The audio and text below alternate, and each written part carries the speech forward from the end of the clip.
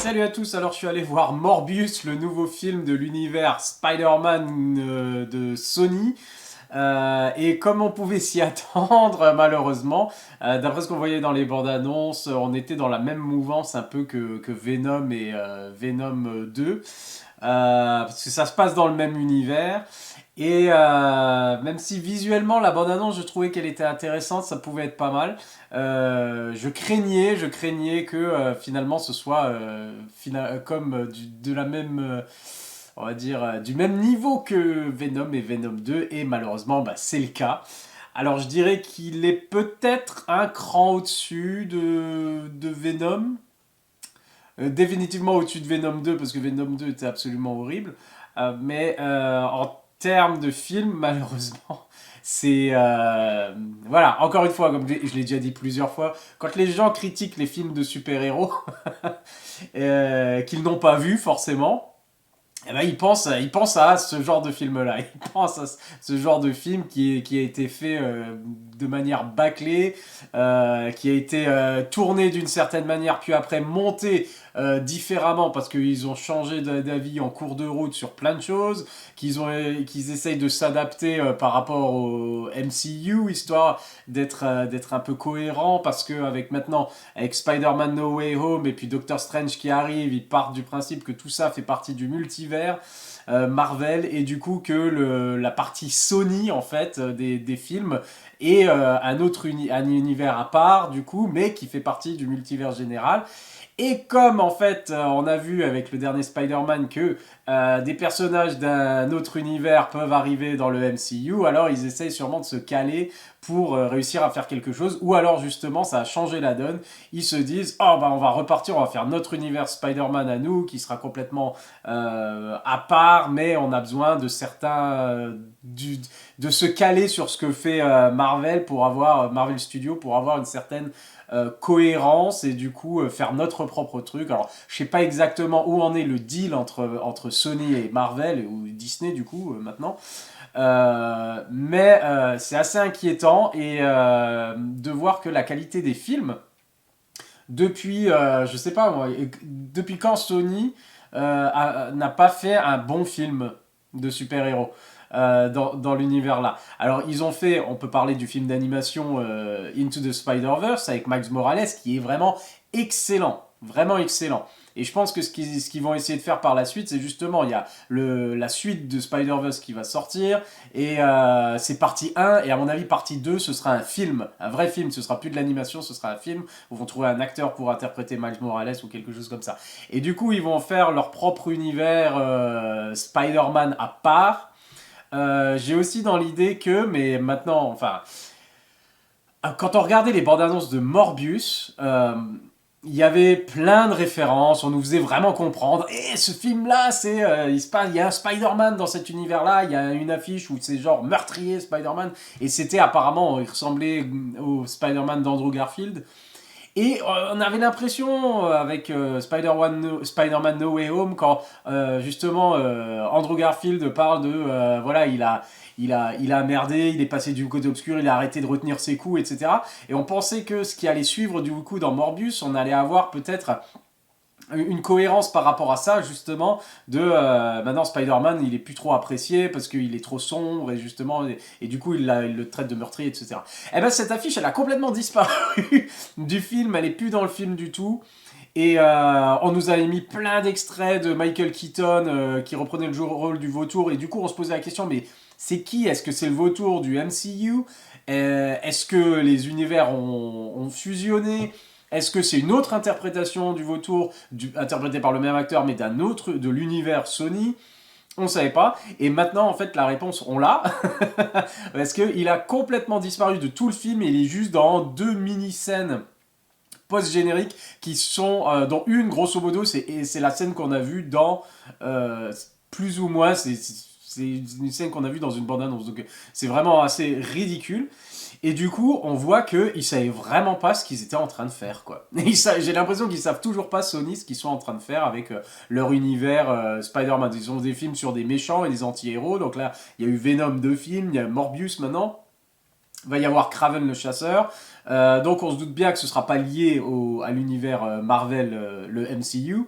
Et ça va être leur propre truc. Donc qui va être... j'ai l'impression qu'en fait ils ont décidé d'enlever plusieurs références comme ça pour se laisser le temps de décider qui est leur Spider-Man dans leur univers. Est-ce que ça va être Miles Morales? Est-ce que ça va être Andrew Garfield qui va revenir? Parce que après le superbe succès de Spider-Man No Way Home, tout le monde attend le retour d'Andrew Garfield dans le rôle de Spider-Man pour un Amazing Spider-Man 3 qui, voilà. Mais Andrew Garfield ne reviendra pas, à mon avis, avant d'avoir lu un scénar et de savoir exactement où ils vont. Et c'est peut-être pour ça que ça prend du temps, et qu'ils ont enlevé des trucs pour pas s'enfermer dans une certaine direction, et pour laisser vraiment le loisir à Andrew Garfield de dire oui ou non en fonction de ce qu'il lui propose. Parce que franchement, moi, si, il n'a pas fait de Amazing Spider-Man 3 parce que Amazing Spider-Man 2 c'était le bordel.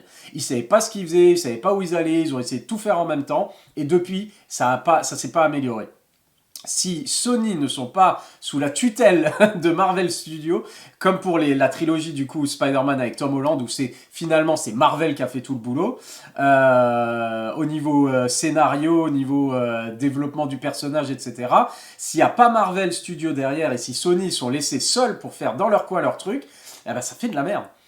Et on a vu ça avec Amazing Spider-Man 2, on a vu ça avec Venom 1, Venom 2, on voit ça avec Morbius. Il y a pas, j'ai pas l'impression que ça va aller en s'améliorant parce que tous ces films en fait ont des points communs. Et là c'est parti, ça fait 5 minutes, mais je vais enfin arriver à la critique de Morbius, mais il a exactement les mêmes défauts que tous les autres.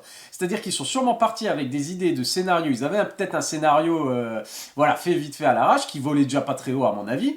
Et en plus, une fois qu'ils l'ont tourné, une fois qu'ils ont regardé la réaction des fans, une fois qu'ils ont regardé ce qui se passe du côté MCU, etc., eh ben, ils ont décidé de charcuter le film et puis d'en faire un truc voilà, de 1h40, 45 un petit film court, machin, avec voilà, des effets spéciaux qui sont bon, pas terribles, voilà. Et vite fait une histoire, quoi. Non mais, et le scénario est incohérent, il est mal ficelé, il est pas original du tout, c'est des trucs qui sont repris de je sais pas combien de films, il y a des scènes qui rappellent directement des scènes de Batman, des scènes de Blade, tout ce qu'il y a eu déjà, un vampire, des chauves-souris ou des trucs comme ça y est. Il y a même le thème, on a l'impression qu'ils ont repris jusqu'au thème de Batman, le qu'il y a dans Batman Begins.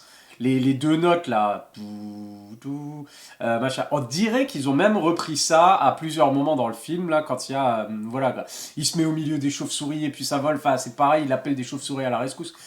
C'est pas du spoiler parce que franchement c'est assez ridicule. On a vu déjà tout plein d'images comme ça. Ces images sont dans la bande-annonce. Mais voilà quoi. L'histoire, on dirait encore une fois, c'est le genre de film qui donne une mauvaise réputation aux films de super-héros. Où on a tout misé finalement sur voilà, quelques effets de style, de trucs comme ça. La photographie est sympa, les effets spéciaux sont vaseux. J'aime bien, le seul truc que j'ai apprécié finalement dans le film, j'aime bien assez l'esthétique, on va dire, de vampire en fait. Le visage de Jared Leto quand il est vraiment en mode vampire, Morbius. Et puis les aspects de transformation qui font un peu justement Hulk où ça ressort quand ça a besoin, et puis ou Dr. Jekyll et Mr. Hyde ou des trucs comme ça. Enfin bref, les métamorphoses, pourquoi pas. Après, ça a déjà été vu, ça a déjà été mieux fait ailleurs, mais ça passe encore. Mais alors, vraiment, c'est... alors, les effets spéciaux à 2 balles, les scènes d'action, c'est foutraque à fond. Il y a plusieurs moments en fait où on regarde et c'est effectivement c'est ce qu'on entend quand ce genre de film est critiqué. C'est genre c'est une bouillie de pixels, on comprend pas ce qui se passe. C'est le cas. Et ben là c'était le cas quoi. Il y a de la bouillie de pixels par moment. On voyait pas exactement et d'un coup ils font un peu de slow motion justement pour montrer un truc cool et exactement comme ils faisaient dans Venom où c'est là ça pète dans tous les sens et tout. Qu'est-ce qui se passe, qu'est-ce qui est en train de se passer et à un moment, oh, slow motion justement pour qu'on ait un plan au moins où on voit un truc qui se passe, un coup qui est donné ou quelque chose comme ça. Je sais pas pourquoi quand le vampire se déplace et tout, il va tellement vite mais il y a comme de la fumée ou de la poussière autour de lui, trucs, enfin ça, je sais pas comment ils expliquent ça, c'est jamais... Voilà, je sais pas ce que c'est censé représenter, si c'est, je sais pas, de la poussière, de la fumée, des phéromones, j'en sais rien, et ça, voilà, ça sert juste grosso modo à cacher les effets spéciaux de mauvaise facture, pour pas faire dans le détail, quoi. Donc c'est moche à ce niveau-là, les scènes d'action sont pas mémorables du tout. Il y a quelques petites scènes où ils essayent de faire un peu film d'horreur parce que c'est un vampire et des trucs comme ça, mais ça fait vraiment un peu sorti du film parce que et clairement ils veulent faire un film de super-héros, un film d'action, un film d'horreur de vampire, un drame. Ils essayent de faire plein de choses, un mystère, voilà, un thriller. Et ils essaient de faire plein de choses, mais enfin c'est à chaque fois c'est tellement une chose va pas avec l'autre quoi. Il y a tout ce qui est sous intrigue avec il y a une équipe de flics, mais je crois qu'il n'y a jamais eu des flics plus inutiles. Les inspecteurs, alors c'est Tyrese Gibson et l'autre acteur, je sais même pas qui c'est. Il me disait ça avait l'air d'être, il était en mode Jim Gordon mais du pauvre quoi. Le pauvre acteur qui devait jouer ce rôle-là, et même Tyrese Gibson pour son rôle d'inspecteur, je croyais que c'était lui l'inspecteur principal. En fait, c'est toujours l'autre avec les lunettes qui prend tout le temps la parole, et à chaque fois pour dire des conneries, et qui font jamais avancer l'intrigue. Il n'y a rien de ce que les flics font, les inspecteurs, hein, qui fait avancer quoi que ce soit ou qui change quoi que ce soit, ils sont derrière en train de commenter ce qu'on vient de voir, ce qui vient de se passer ou ce qui est en train de se passer. Et le pire aussi dans tout ça, c'est ils ont un vampire en face d'eux genre qui se transforme dans plusieurs scènes ou des trucs comme ça. Ils voient des trucs de malade dans cet univers où apparemment, alors justement ils ont enlevé les références à Spider-Man, donc on sait pas s'il y a un Spider-Man dans cet univers. On sait pas, voilà, ils parlent de l'incident de San Francisco, donc ils connaissent Venom. Apparemment, Venom est connu dans cet univers. Mais ça n'a pas l'air d'être un univers aussi peuplé de super-héros et de super-vilains que le MCU. Et pourtant, il se passe des trucs de malade et les flics, ils sont là, genre. Normal, il faut l'arrêter. Et ils sont pas genre sur le cul de quoi que ce soit. À un moment, il y en a un, Standoug, là, quand ils font l'interrogatoire, il a genre eu un truc d'eau bénite et tout, qui a été béni 3 fois parce que c'est contre les vampires et tout ça. Et l'autre, il se transforme limite devant eux, c'est genre, ok, d'accord. Allez, on se revoit la prochaine fois. En attendant, tu vas en cellule. Enfin, des trucs super qui ont rien à voir. Les dialogues sont absolument affligeants. Comme pour Venom. Ça va nulle part. Il y a eu un minimum, on va dire, une pauvre intrigue, on va dire, où ils ont essayé de faire par rapport, justement, encore une fois, alors on fait des flashbacks pour lui montrer comment il a grandi, et puis son meilleur ami qui va devenir l'ennemi, forcément. Enfin, il y a tout qui est cousu de fil blanc, et on voit arriver les choses, et ça n'a quand même pas de sens. Parce que forcément, il n'y a pas de vrai méchant dedans. Le grand méchant, en fait, c'était son meilleur pote. Et il faut qu'ils aient un moment. Il faut que ça gueule, il faut que ça râle. Et en fait, c'est exactement. J'ai l'impression que cette intrigue-là, c'est exactement la même qu'il y a dans Amazing Spider-Man 2. C'est le même aspect, genre avec Harry Osborn et Peter Parker. Les mecs, ils se connaissent depuis qu'ils sont tout petits, ils se revoient là, machin, l'autre il a une solution peut-être pour guérir, mais il refuse de lui donner parce que c'est trop dangereux. Et l'autre il est là, mais je vais mourir, donne-le-moi. Et l'autre il est là, non. Alors l'autre il fait, haha, bah si, je le fais quand même. Et puis je prends un truc que je devrais pas prendre, et puis je deviens méchant et je te déteste. Et je vais tuer ta petite amie. La petite amie qui est pas forcément la petite amie, ils se connaissent depuis des années, mais à un moment il faut, comme ça doit être coché on va dire, il faut qu'ils aient un moment romantique et qu'ils s'embrassent et que voilà, ils soient tristes après. Sauf que c'est jamais arrivé jusqu'à ce qu'il soit Morbius, ce qu'il soit un vampire. Ça y est, maintenant il est attirant quoi. Enfin bref. Il y a plein de choses comme ça. On dirait un film de super-héros quand il encore une fois, c'est la même chose. Un film de super-héros de la trempe de Ghost Rider ou de Elektra, ou ce genre de film qu'ils faisaient avant le MCU, où c'était genre les studios ils étaient là, oh il faut qu'on fasse un film de super-héros, il faut qu'on fasse un film de super-héros, qu'est-ce qu'on fait, comment on fait, je sais pas, vas-y, balance quelque chose, fais...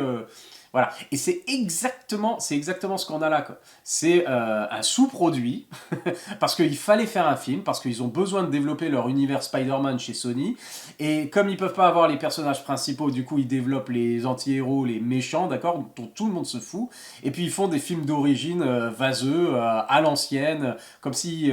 voilà. Parce que ils n'ont pas matière à trouver mieux parce que normalement ces personnages-là sont censés être des personnages secondaires qui sont développés à partir du personnage principal, du héros de la bande dessinée.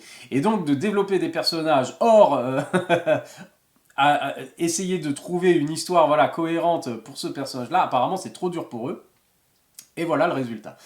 Donc, c'est encore une fois un ratage de la part de Sony et c'est pas le dernier à mon avis parce qu'on peut vraiment s'inquiéter de la direction qu'a pris Sony depuis Amazing Spider-Man. Amazing Spider-Man 1 était encore plus ou moins correct, même si il y a quand même c'est toujours au niveau du scénario.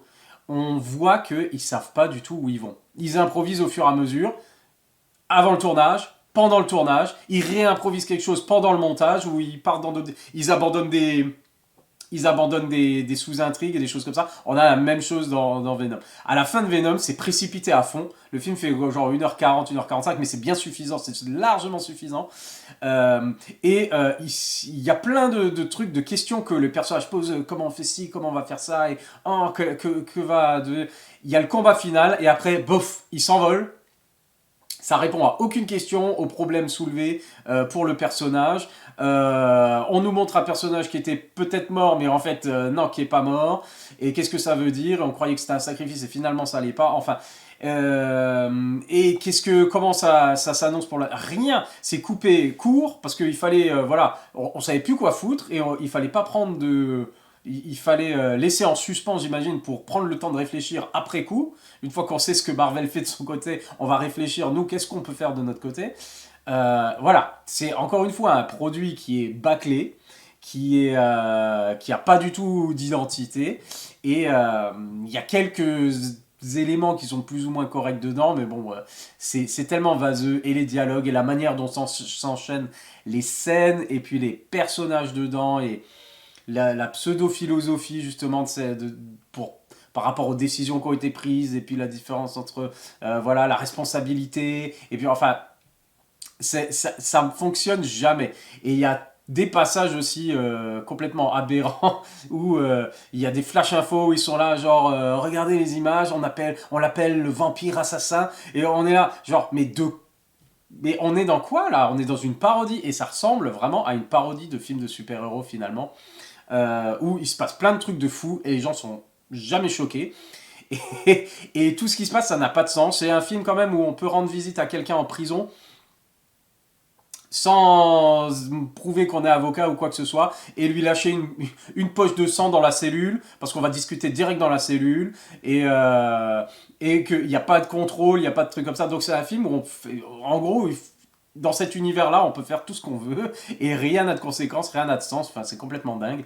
Les policiers ne servent à rien, on ne sait pas pourquoi ils sont fatigués à mettre justement cette équipe de policiers qui faisait l'enquête, parce qu'on l'enlève, le film, il se passe exactement de la même manière. C'est complètement dingue. Et puis voilà quoi. Maintenant, alors j'ai peut-être un peu spoilé certaines choses, mais en même temps, franchement, il y a presque tout qui est dans la bande-annonce, et puis voilà, mais je vais afficher juste spoiler pour parler d'un truc en particulier. Euh, il y a la scène après le générique, du coup, c'est Michael Keaton. C'est Michael Keaton, le vautour, et en fait qui arrive là, on voit que ça reprend Spider-Man No Way Home, c'est pour ça qu'à mon avis, ils ont repoussé le film pour pouvoir remanipuler tout ça, parce que d'après ce que Marvel faisait, oups, il fallait qu'on change des trucs. Donc il faut arriver finalement, plutôt qu'il soit déjà dans l'univers, ils lui font arriver le vautour de l'autre univers, on ne sait pas pourquoi, on ne sait pas comment. C'est comme si il devait repartir, être exclu de l'univers Marvel à ce moment-là, comme Venom finalement à la fin de No Way Home, quand on le voit repartir. Et bien là, on voit le vautour qui fait partie de l'univers Marvel et il atterrit dans une prison, dans une cellule, personne ne sait ce qu'il fait là, et lui il est là, genre, ah, je suis dans un nouvel univers intéressant. Il est libéré de prison, fin de la scène. Et on voit après une autre scène dans le générique où on voit Morbius qui arrive et puis il attend quelqu'un, il a rendez-vous avec quelqu'un dans un lieu désert. Et là on voit le vautour qui arrive avec les ailes et tout ça, boum. Donc encore une scène qui a été rajoutée à la dernière minute et où c'est genre, hey, j'aime plutôt bien cet univers. Je crois que ça a quelque chose à voir avec Spider-Man. Donc, oh, apparemment, il y a quand même un Spider-Man dans cet univers-là, mais on vient de l'apprendre. Et genre, qu'est-ce que tu disais si on faisait notre propre équipe ou un truc comme ça. Et là, Morbius, il est là, genre, Et puis, bam, rien à voir, quoi, rien à voir. On sait pas, à la fin du film, de si Morbius, qu'est-ce qu'il a? Il a choisi d'être méchant, ou il est gentil, ou il est quoi. Et là, il fait genre, ouais, on va faire équipe, toi et moi, vautour, on va être des super badass, super méchants. Ça n'a aucun sens. Et du coup, ça annonce quoi finalement? Ça annonce que Sony va reprendre là où ils se sont arrêtés avec Amazing Spider-Man. Moi, c'est l'impression que ça me donne. Avec le succès justement d'Andrew Garfield dans son apparition très remarquée et très réussie dans No Way Home, j'ai l'impression qu'ils veulent reprendre exactement là où ils sont arrêtés finalement avec Amazing Spider-Man 2, c'est-à-dire on avait dans le laboratoire super secret de Osborn, machin, on a tous les outils nécessaires déjà pour faire les Sinister Six. Il y a le bouffon vert, on a, il y a Electro, à moins qu'ils aient décidé justement par rapport à ce qui se passe dans No Way Home, quand il revient dans l'univers Sony, du coup il a plus ses pouvoirs, donc il n'y a plus Electro. Il y a le Rhino éventuellement, on le voit dans les journaux, il a encore fait quelque chose. Enfin bref, il y a le caméléon qui est mentionné aussi dans les journaux. Donc, à mon avis, ils vont essayer de faire ce truc qu'ils attendent depuis Amazing Spider-Man 2, depuis 2014. Et ils ont dû arrêter tellement, en fait, ça fonctionnait pas et puis ils savaient pas ce qu'ils voulaient faire. Et là, j'ai l'impression qu'ils rassemblent leurs forces de nouveau, leurs différents trucs pour essayer d'être cohérents. Mais ils ont que des films pourris jusqu'à présent, quoi. C'est ça qui est dingue, quoi. Donc, je sais pas comment Andrew Garfield, qui justement, il était super déçu de la direction qu'ont pris les Amazing Spider-Man, parce que quand il a signé et qu'il a lu les scénarios, ça devait être un peu différent des films du résultat final. Et quand s'il voit ce qu'ils ont fait avec Venom, s'il voit ce qu'ils font avec ce qu'ils ont fait avec Morbius, mais le mec il se dit mais c'est pas la peine que je revienne. Si c'est nouveau pour que je fasse une super performance dans un film de merde, c'est pas la peine. Donc voilà, c'est super inquiétant du coup ce qui se passe chez Sony au niveau des super-héros. Et Morbius est encore une nouvelle preuve voilà, on va dire de l'incompétence quand même au bout d'un moment. Parce que quand t'enchaînes autant de mauvais films, c'est vraiment que tu sais pas ce que tu fais. Tu sais pas ce que tu fais et c'est pas cohérent. Euh, voilà. Je sais pas quoi dire d'autre, je sais plus qu'est-ce qui m'avait marqué encore plus dans le film. Il y avait vraiment des scènes, des fois on a levé les yeux au ciel, où on se dit, mais c'est un enfant qui a écrit ça, quoi. C'est une vraie parodie par moment de films de super-héros. C'est genre, ah, tout ce qui est critiquable dans les films de super-héros, vous savez quoi? On va le faire marcher. Et en fait, ça marche pas du tout, quoi. Et c'est assez terrible. Donc, rien de neuf, décevant. Et les acteurs font ce qu'ils peuvent. Matt Smith, il se donne à fond, à fond, à fond. Sauf que voilà, ça fonctionne pas quoi. Le film essaye un peu d'être des fois un peu rebelle comme ça, je dirais pas un peu à la Deadpool non plus quoi, mais un peu plus extrême peut-être que les autres, sauf que non, parce qu'ils ont enlevé tout le sang, ils essayent d'avoir que ça reste grand public et tout, donc même si des fois il y a des scènes un peu d'horreur, de trucs comme ça va jamais assez loin, et puis vraiment, enfin des répliques à deux balles, des trucs forcés à fond justement, des blagues qui ne fonctionnent jamais, il n'y a jamais l'humour qui fonctionne, des relations entre personnages qui n'ont aucun sens, qui sont à peine construites, on sent qu'il y avait peut-être une autre version du scénario qui développait un peu plus la relation entre lui et puis son frère, meilleur ami, qui est pas vraiment, enfin c'est pas son frère, mais son meilleur ami d'enfance, et le docteur qui les a suivis, Jared Harris, qu'est-ce qu'il est venu foutre là-dedans? Son personnage, il a aucun sens, à aucun niveau. Voilà quoi. Donc, plein de trucs qui servent à rien et voilà, mal développés, mal foutus. Les pouvoirs sont intéressants, mais ils sont mal présentés et puis c'est foutraque et ça veut rien dire. Enfin bref, voilà, c'était la critique de Venom. J'ai fait beaucoup trop Venom de Morbius, mais c'est la même chose. Ça a pris beaucoup trop de temps. Mais je m'arrête là. Oui, je continue d'aller voir ce genre de film parce que je me dis des fois ça peut passer quoi. Et non, puis j'ai bien rigolé bêtement sur la bêtise de ce qui nous présentait dans le film.